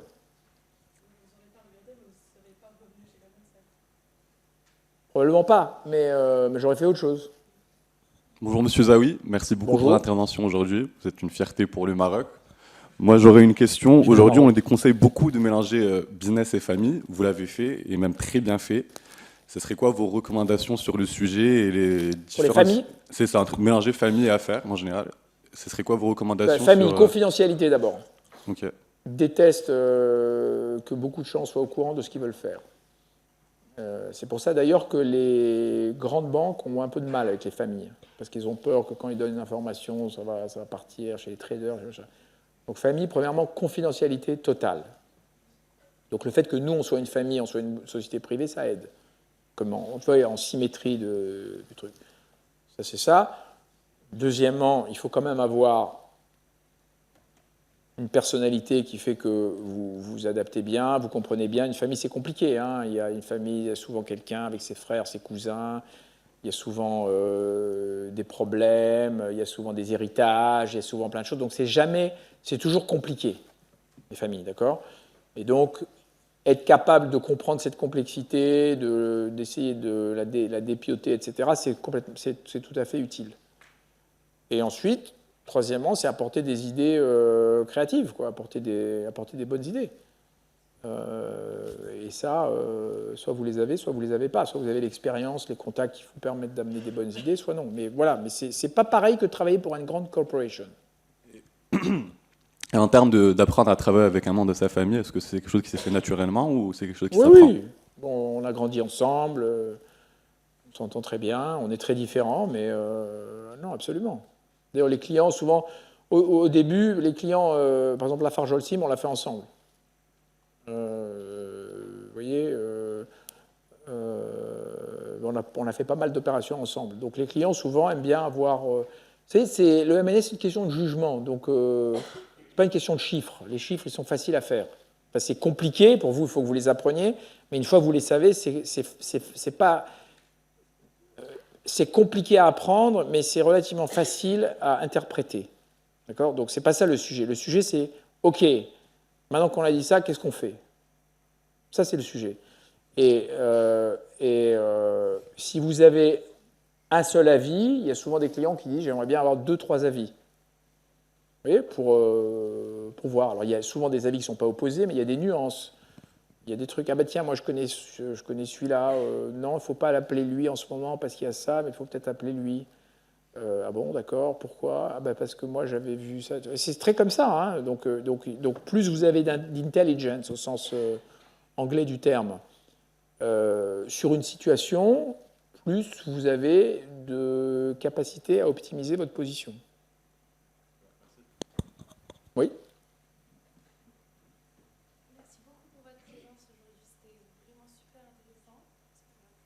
C'est pas grave, je vous entends. Aujourd'hui, j'imagine que par définition, vous avez créé une boîte familiale avec votre frère. Ouais. Et comment vous voyez le futur? Est-ce que vous aimeriez que vos enfants vous rejoignent? Est-ce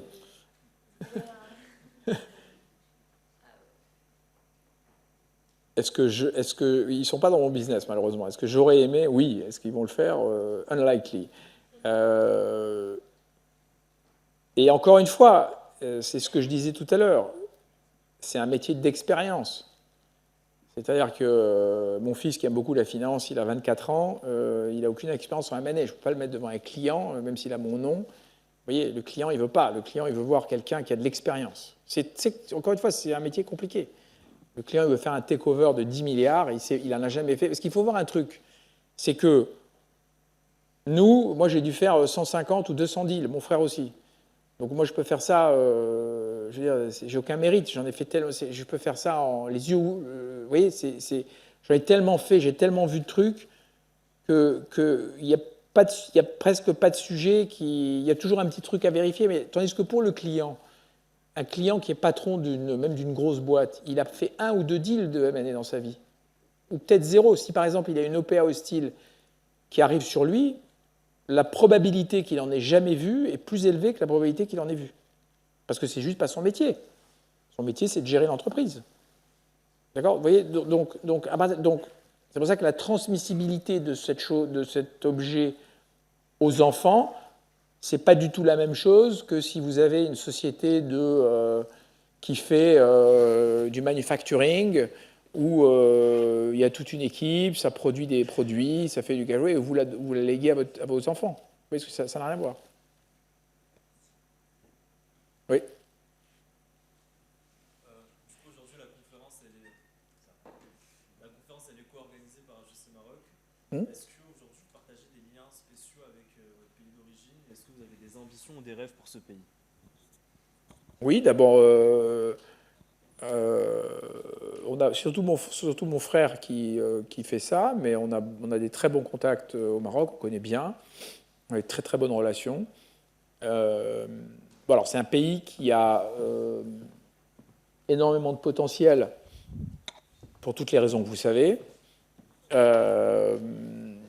Bonne position géographique, éducation au corner entre l'Afrique et l'Europe, des ressources intéressantes en phosphate, etc. Donc il y a toute une dynamique. Mais c'est pas un pays où il y a encore, peut-être qu'il y aura un jour, du M&A tel qu'on l'entend en Europe, aux États-Unis. Il n'y a pas tellement de très grosses entreprises qui fusionnent, oui, qui est notre métier. Donc c'est un peu différent de ce point de vue-là. C'est un capitalisme qui est différent, mais qui est tout à fait intéressant et qui se développe de façon positive. Bonjour monsieur. En face de vous. Ah pardon. Ah oui, pardon. Justement, pour rester sur le sujet du Maroc, vous avez parlé du secteur bancaire dans la M&A qui serait porteur dans les années à venir. Il y a récemment eu la Société Générale qui a été rachetée au Maroc par monsieur Moulay Alami. Est-ce que vous auriez des clés de lecture à nous distiller sur ce genre de deal? Je ne connais pas très bien. J'avoue que j'ai pas eu. Je ne veux pas vous dire de bêtises, mais bon, c'est un secteur qui globalement est quand même en consolidation. Donc je pense que ça correspond à une rationalisation de ce que voulait faire la Société Générale dans le pays. Je n'ai pas de lecture particulière. Ça, c'est un autre truc dans le M&A, j'en profite, c'est que quand vous ne savez pas, il faut le dire. Moi, les clients, je fais ça tout le temps. Mais ça, j'en sais rien. Mais comment vous en savez? Je ne sais pas. Et ça, c'est bien. Vous voyez ce que je veux dire? Parce que il n'y a personne qui sait tout. D'accord? Et donc, cette espèce de... Et ça vous permet aussi de créer une bonne relation avec le client. Parce qu'il y a souvent une arrogance de la finance par rapport à l'industrie. Il faut essayer très attention à ça. Et les clients, ils ne sont pas idiots, ils ressentent ça. Quand vous ne savez pas, ou quand vous ne savez pas bien, vous dites « je ne sais pas ». Okay? Donc là, je sais en ce qui concerne la Société Générale, en ce qui concerne la motivation de l'autre côté, je ne suis pas très sûr. Mais je peux rechercher et revenir vers vous, si vous voulez. Je peux mettre une équipe dessus, si vous voulez. Bonjour monsieur. Bonjour. J'ai une petite question qui est de savoir s'il y a déjà eu un deal sur lequel vous n'avez pas été mandaté, mais sur lequel vous avez beaucoup aimé bosser, sur lequel vous avez une vision peut-être différente pour il y en a plein sur lesquels que j'ai pas eu, vous voulez dire? Mais il y a que vous n'avez pas eu, ouais. Attendez, encore une fois, je disais un deal, il y a énormément d'opérations. J'en ai pas un en particulier, mais moi, ce que je trouve, dans mon expérience, ce que je trouve le plus intéressant, c'est les deals, d'abord, c'est les deals de taille, d'accord? Parce que quelque part, les deals de taille, ils sont plus simples. La boîte, elle vaut 20 ou 30 milliards. Les problèmes, c'est des sujets à 1 milliard de chaque côté. Ça va vite. Vous avez une petite boîte familiale de 100 millions, tout compte, c'est fatigant. Vous voyez? Donc, d'abord, il faut que ce soit gros, parce que les enjeux sont importants. Ensuite, il faut que ce soit international, c'est-à-dire qu'entre deux sociétés pas du même pays, c'est pour les raisons qu'on discutait tout à l'heure de cross-border, etc., parce que ça, c'est intéressant. Et là, vous pouvez, en tant qu'advisor, ajouter de la valeur, parce que le client d'un pays, par définition, connaît moins bien l'autre pays qu'il connaît son propre pays. D'accord? Donc, si vous connaissez les deux, vous pouvez ajouter de la valeur. Nous, on est dans le métier d'ajouter de la valeur. Il y a beaucoup de gens qui connaissent beaucoup de choses. Si vous n'ajoutez pas de valeur, vous n'aurez pas le mandat. On ne se fait pas payer des dizaines de millions et des millions pour rien. Vous voyez? Donc, il faut ajouter de la valeur. Et donc là, vous pouvez ajouter de la valeur. Et troisième chose que j'aime bien, c'est les deals qui ne sont pas amicaux, qui sont hostiles. Ça m'amuse. J'ai rien d'hostile, mais pourquoi? Parce que ça rebondit sur la question qui a été posée là-haut, parce que c'est ceux qui nécessitent le plus de tactique, de M&A. Quand vous avez une négociation entre deux personnes, bon, alors après, vous jouez la psychologie, etc., mais c'est quand même assez linéaire. C'est pas très compliqué. Enfin, ça peut être compliqué, mais c'est... Quand vous dealez avec quelqu'un que vous ne voyez jamais, avec qui vous ne négociez pas et avec qui c'est hostile, c'est un peu plus compliqué. Et donc ça m'amuse plus. Justement, quel a été le deal qui vous a le plus amusé dans votre carrière? Probablement Mittal Arcelor. Quelle raison? Parce que c'est un deal improbable, d'une complexité gigantesque, avec toutes les dimensions à la carte. C'est-à-dire, il y avait du multijuridiction, il y avait du boursier, il y avait du financement, il y avait du racisme, parce que Mittal est une société indienne qui se permettait d'attaquer Arcelor, une société européenne, donc on a eu droit à tout. Il y a eu côté familial, il y a eu une bonne défense qui a été faite, à la fois juridique, à la fois financière, et il y a eu un bon... Et une des autres raisons pour lesquelles j'ai bien aimé, c'est que notre rôle était important. C'est-à-dire que vous avez aussi des rôles qui sont différents en fonction des clients. Donc je pense avoir eu un rôle important là-dedans, et donc ça m'a bien amusé. Mais par contre, c'était du 15 janvier au 30 juin, non-stop tous les jours. Hein. Par exemple, quelqu'un me posait la question. Ça, c'était du non-stop tous les jours, tous les week-ends. Du 15 janvier au 30 juin. Fini par un barbecue chez M. Mittal quand on a gagné le deal le 30 juin, mais, qui était un dimanche d'ailleurs, il pleuvait, mais à part ça, on n'a pas respiré. Donc il y a des moments c'était un peu fatigant. Mais c'était intéressant. Oui. Est-ce que vous pouvez nous raconter, au contraire, un jour très compliqué, un deal compliqué, un moment où vous avez potentiellement remis en question le fait de passer 16 heures par jour dans son... Ah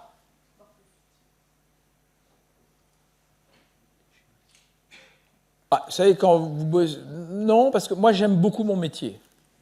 Donc, je suis assez passionné par mon métier, et j'aime encore ce que je fais, et j'aime encore les deals, parce que j'y trouve toujours quelque chose de ludique, vous voyez, d'amusant. Mais c'est vrai que je suis beaucoup plus relax par rapport au deal que quand j'avais 28 ans et que j'étais première année associée chez Goldman Sachs. C'est sûr. Donc, est-ce qu'il y a des moments où vous fatiguez, où vous désespérez un peu? Oui, mais encore une fois, si vous n'aimez pas, vous arrêtez. Vous voyez, la vie n'est pas, je veux dire, c'est pas une torture. Donc, il y a des gens, j'ai plein de copains qui ont lâché en cours de route. J'en ai plein qui ont changé, plein qui n'aimaient pas ça. Moi, je trouvais que j'aimais bien et je restais. Et beaucoup de gens me disaient, mais comment tu fais pour rester? Qu'est-ce que tu fais, etc. Moi, j'aime bien. Donc, c'est aussi simple que ça. Dans la vie, il faut essayer de trouver une profession qu'on aime bien. Et quand vous l'aimez bien, il ne faut surtout pas la changer parce que c'est difficile d'en trouver une deuxième. Mais par contre, si vous ne l'aimez pas, il faut changer. Mais est-ce qu'il y a eu des moments difficiles? Oui, bien sûr. Est-ce qu'il y a eu des moments de désespoir? Non. Mais est-ce qu'il y a eu des moments difficiles? Oui. Alors après, vous prenez un peu de recul. Les deals ne se font pas. C'est la vie. Vous voyez, vous n'allez pas en mourir s'ils ne se font pas. Alors c'est vrai que travailler 1 an ou 2 ans sur un deal qui ne se fait pas, c'est pas terrible, mais ça arrive. Le taux d'échec est très élevé. C'est pour ça que quand vous êtes dans une petite structure, on passe beaucoup de temps à choisir aussi. Alors on se trompe souvent, mais vous essayez de choisir des opérations qui ont une probabilité de succès pas mauvaise. Mais vous pouvez vous tromper. Oui. Oui, bonjour, merci beaucoup. Bonjour. Ici, par exemple, plusieurs vont commencer à travailler dans du M&A bientôt. Quel conseil donnerez-vous à quelqu'un qui veut réussir pendant les premiers mois, années comme junior? Je crois que j'ai répondu tout à l'heure, mais travailler dur, apprendre la technique, parce qu'au début, vous êtes quand même pas mal jugé sur la technique. Donc, il faut apprendre la technique. C'est très difficile de passer au stade du M&A conseil si vous n'avez pas eu la technique. Parce que dans ces boîtes-là, il faut assurer la crédibilité, il faut que le type soit crédible, que la personne soit crédible au plan technique. Si vous n'êtes pas bon techniquement junior, ça va être très difficile. Donc il faut asseoir la base technique, apprendre des autres, poser plein de questions, ne pas avoir peur de faire des erreurs, ça arrive à tout le monde. Et puis avoir un esprit d'équipe, vous voyez, être ouvert, apprendre. Mais voilà, mais ça demande quand même un sacrifice, un intérêt important, mais c'est ça qu'il faut faire au début. Mais je pense qu'il faut, afin d'asseoir la crédibilité au début, il faut dominer la technique financière, qui n'est pas si compliqué que ça. Mais il faut l'apprendre.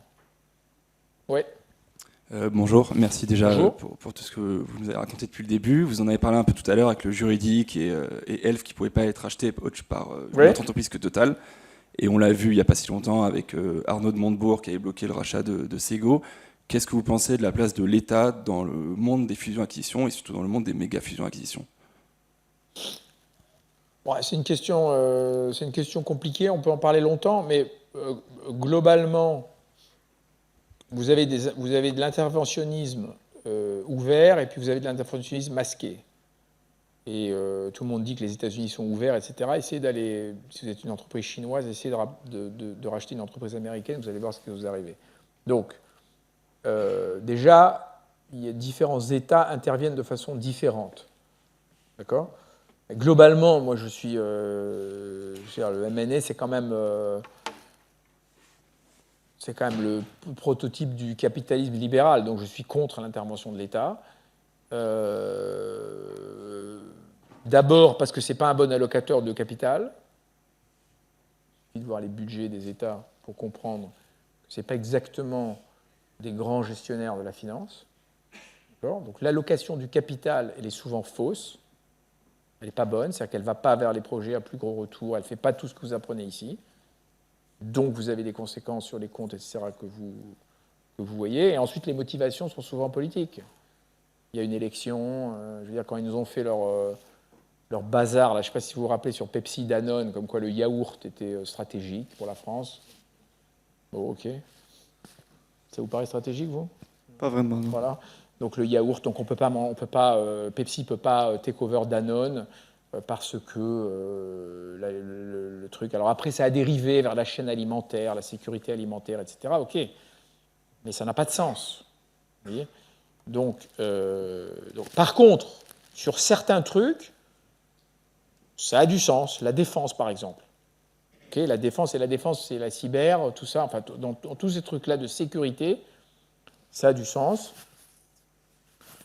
La pharmacie, on peut en discuter. Ça dépend aussi de qui est le repreneur. Les sociétés sont quand même très mondiales aujourd'hui en pharmacie. Donc, je ne sais pas ce que ça veut dire, une société française. Je ne sais même pas ce que ça veut dire. D'accord, LVMH fait 90% de son chiffre d'affaires à l'extérieur de la France. C'est une société française? Oui, mais bon, les actionnaires ne sont pas français. Vous voyez ce que je veux dire? Enfin, les actionnaires non familiaux ne sont pas tellement français. Donc, en fait, même le concept de qu'est-ce que c'est que la nationalité est déjà compliqué. Mais globalement, c'est un domaine opaque dans lequel il y a beaucoup de gens qui se cassent les dents, dans lequel, en général, l'Europe du Sud a été plus protectionniste que l'Europe du Nord, mais dans lequel, en Europe du Nord, y compris au Royaume-Uni, il y a plein de voies détournées pour que l'État mette son ordre. Regardez ARM, par exemple. Vous avez suivi ce dossier, la ARM, les microchips. Nous, on était conseil de SoftBank dans l'acquisition de ARM. Dossier extrêmement intéressant. SoftBank se met d'accord pour racheter ARM à 40 milliards. SoftBank se met d'accord pour vendre ARM à 40 milliards. À NVIDIA, vous avez entendu parler d'NVIDIA, à 40 milliards, dont 30 milliards en stock. Le 30 milliards en stock, aujourd'hui, vaut 300. Je ne sais pas si vous voyez, le deal, c'était le deal du siècle pour SoftBank, qui était en train de céder ARM. On se met d'accord sur le deal, etc., bloqué par les autorités anglaises, sur le thème que ARM avait des microchips qui étaient nécessaires pour la défense, machin truc, etc., et que donc ce n'était pas envisageable de machin, mais que ARM était une très belle société anglaise qui devait faire une IPO sur le marché britannique. SoftBank, évidemment, furieux, mais le deal bloqué, il est bloqué. Rate le deal de sa vie quand on voit ce qu'a fait le cours de NVIDIA, vous voyez un peu le truc qu'ils ont raté. Et ensuite, se dit, j'ai raté le truc avec SoftBank, je vais donc mettre la société ARM en bourse, pressurisée par les autorités britanniques pour mettre le ARM en bourse à Londres. Ils ont finalement dit non et ils sont allés ce côté à New York. Voilà un exemple d'interventionnisme de l'État par un État dit ultra-capitaliste, l'Angleterre, qui n'est quand même pas la France ou l'Italie ou l'Espagne, et qui a quand même bloqué un deal. Bonjour Monsieur Zaoui, ici. Bonjour, comment allez-vous? Très bien, merci. Lorsque vous avez ouvert votre premier bureau de Zaoui & Co, c'était à Londres. Oui, on n'en a qu'un, donc... Ah, je sais pas, sur votre site, il y a Luxembourg aussi. Mais... ah oui, Luxembourg aussi. Est-ce qu'aujourd'hui, quelqu'un qui aimerait se lancer dans l'M&A, vous lui conseilleriez d'aller sur la place de Londres? Ou est-ce que, vous parlez de marché de croissance, vous pensez que Paris est aujourd'hui plus pertinent? Non, alors aujourd'hui, il y a un nouveau phénomène, c'est que les sociétés américaines ou les leaders en M&A transfèrent beaucoup de banquiers pour le Brexit, etc., de Londres à Paris. Comme vous avez vu, mon ancienne firme a beaucoup cru à Paris, à Madrid, à Milan, etc. Donc je pense qu'il est plus important, je reviens à ce que je disais tout à l'heure, de commencer dans une entreprise dans laquelle le M&A est très important, il y a une bonne expérience, et moins important de savoir où vous travaillez. D'accord? Par exemple, aujourd'hui, si vous allez chez Goldman, qui est celle que je connais le mieux, que vous soyez à Paris ou à Londres, je ne pense pas que l'apprentissage soit très différent. Alors que moi, comme moi j'ai commencé, on était obligé de commencer à New York parce que Londres était tellement petit qu'on n'arrivait pas, qu'il n'y avait pas la masse critique pour faire du bon training pour les jeunes. Et donc on disait, les gars, ils viennent à Londres, ils ne savent rien, il n'y a personne pour leur apprendre, donc ils vont commencer à New York pendant 2 ans, et une fois qu'ils savent ce qu'ils font, on les envoie. C'est comme ça que j'ai commencé à New York. Aujourd'hui, c'est fini ça, parce qu'il y a une telle masse critique, il y a un deal flow tel que, franchement, si vous commencez à Paris ou à Londres, je ne suis pas sûr que ça fasse une différence énorme. Alors oui, Londres, c'est plus gros, il y a plus de culture financière, c'est une place financière plus importante que Paris, même après le Brexit, ça c'est sûr. Mais bon, ce n'est pas très important. Pour vous, ce qui est important, c'est d'apprendre. Pour apprendre, il faut aller dans une société qui a des deal flow de qualité. Et ça, c'est plus important que savoir où vous travaillez. Oui. Bonjour. Bonjour. Merci pour la présentation, M. Zawi. J'ai une question. Vous avez parlé de NVIDIA, vous avez parlé de ARM. Est-ce que de votre côté, vous avez commencé à intégrer les nouvelles technologies dans votre manière de faire? Ou est-ce que vous êtes resté, entre guillemets... Non, on est une épicerie en plus assez artisanale. C'est-à-dire qu'on est un peu à l'ancienne, c'est-à-dire qu'on n'a pas intégré tout ça. Je me demande bien... Bon, alors nous, on est tellement petits que ça ne joue pas beaucoup. C'est pour ça que je posais la question tout à l'heure de savoir comment l'intelligence artificielle va influer notre métier. Et je sais par exemple que dans les grandes maisons, c'est un gros débat sur le travail des analystes, sur la mécanisation des trucs, parce qu'il y a quand même énormément d'analyses à faire, de techniques, etc. Donc, je pense qu'il y a un effet double. D'abord, ça va avoir un impact sur le marché du M&A lui-même, parce qu'il y a plein de sociétés qui vont devoir faire des choses. D'accord ?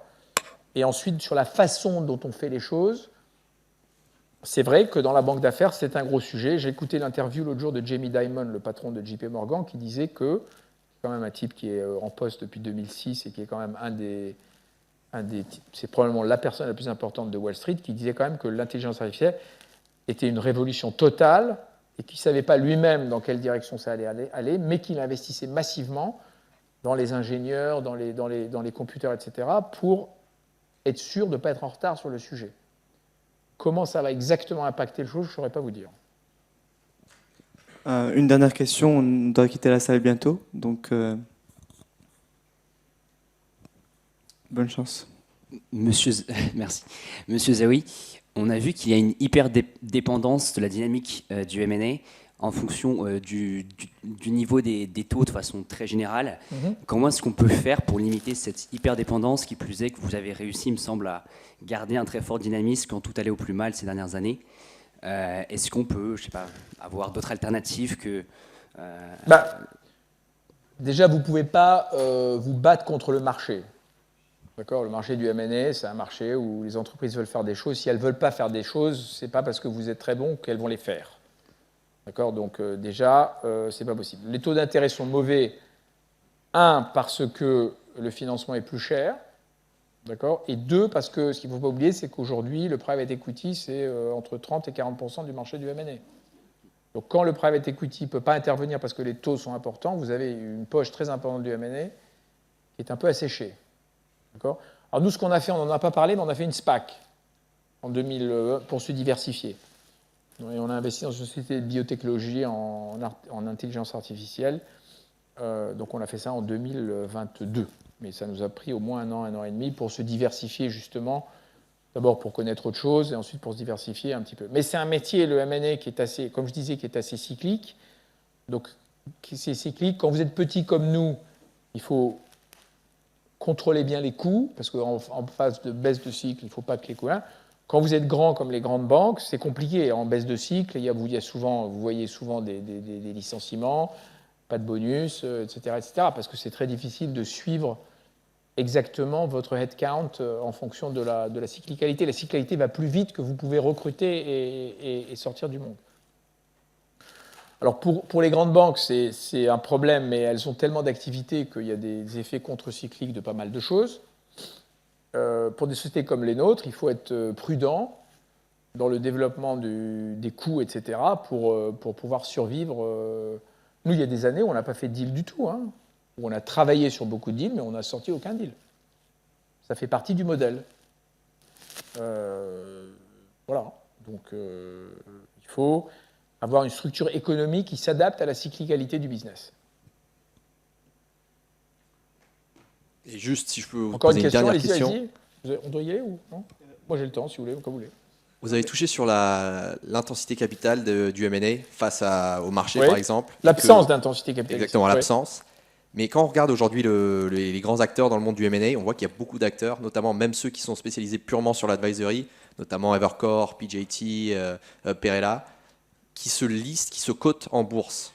Est-ce que vous trouvez que c'est une erreur ? Et est-ce que vous trouvez que plutôt ce que fait par exemple Rothschild en s'enlevant des marchés financiers, c'est une bonne décision ? Enfin, comment est-ce que vous évaluez la chose ? C'est un vaste sujet. Il y a plusieurs raisons pour lesquelles une société va en bourse. Elle va en bourse pour avoir du capital permanent, elle va en bourse pour pouvoir utiliser l'action pour faire des acquisitions. Elle va en bourse parce que certains veulent vendre et veulent cristalliser une valeur parce qu'ils sont là depuis longtemps.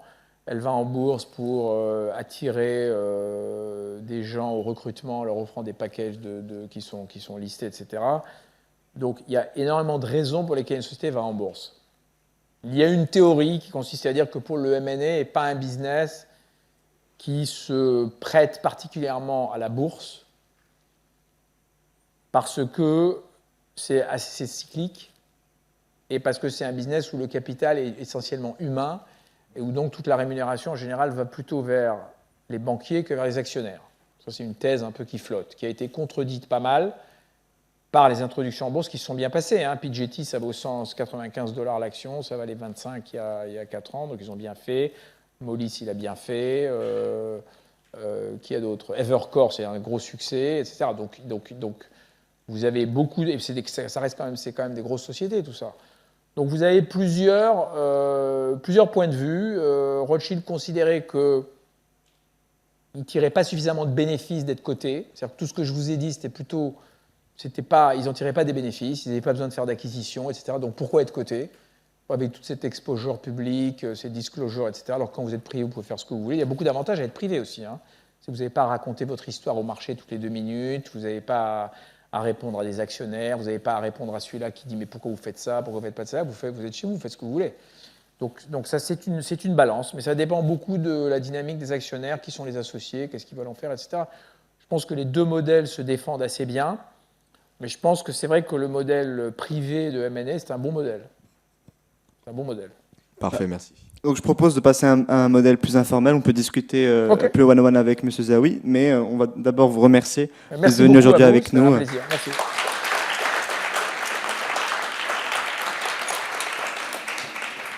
Parfait.